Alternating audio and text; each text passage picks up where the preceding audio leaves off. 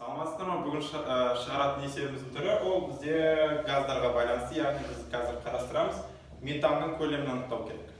Яғни 4 грамм метанның көлемін анықтауымыз керек, біз есептің берілгені бойынша, бірақ та қалыпты жағдай емес.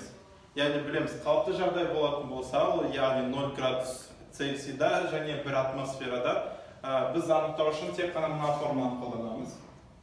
Көлем тең болады нью көбейтілген ВМ, яғни ВМ бізде 22,4 литрға тең. Ол қалыпты жағдайда. Ал біздің жағдайда қалыпты жағдай емес, яғни градусымыз 0 емес 273 Цельсий, ал қысымымыз 1 атмосфера емес 2 атмосфера. Сәйкесінше осы неде жағдайда газдың көлемі қанша болады анықтауымыз керек.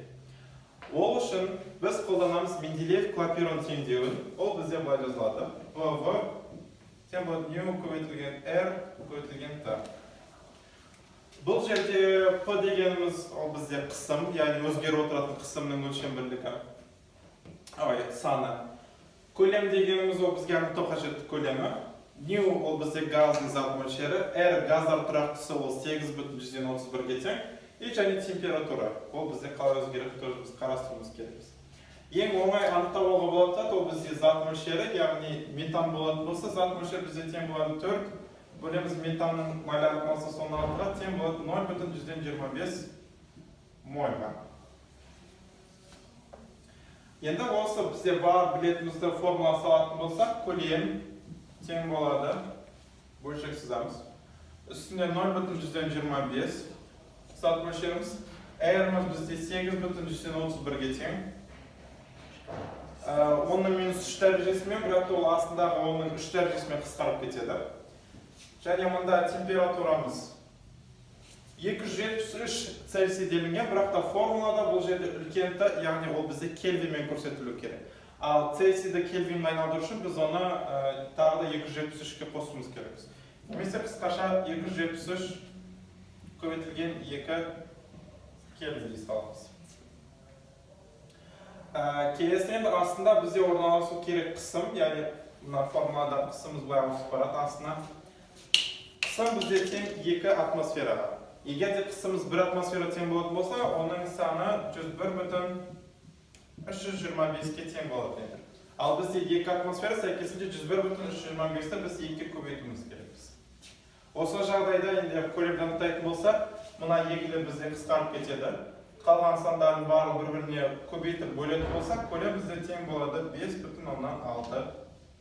литрға. Бұл жерде не айтса болады?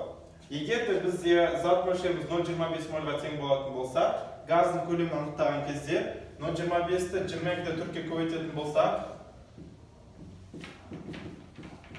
бізде тоже 5,6 литр шығады. Мына жақта тоже 5,6 литр шығады. Оны қалай түсіндірсе болады? Қысым жоғарылаған сайын бізде газдың көлемі өседі. Бізде қысым 2 есе артып жатыр. Яғни газдың көлемі 2 есе кішіреу керек. 5,6 литр емес, 2,8 литр болу керек. Бірақ та сонымен қатар температура бізде өсіп жатыр.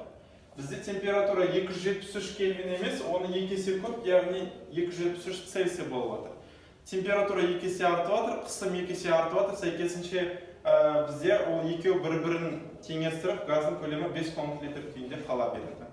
Бұндай есептер шығару кезінде мына формуланы есте сақтау керек. Менделеев-Клапейрон теңдеуін тек қана температураны орнына қойып отыру керек және қысымды орнына қойып отыру қажет.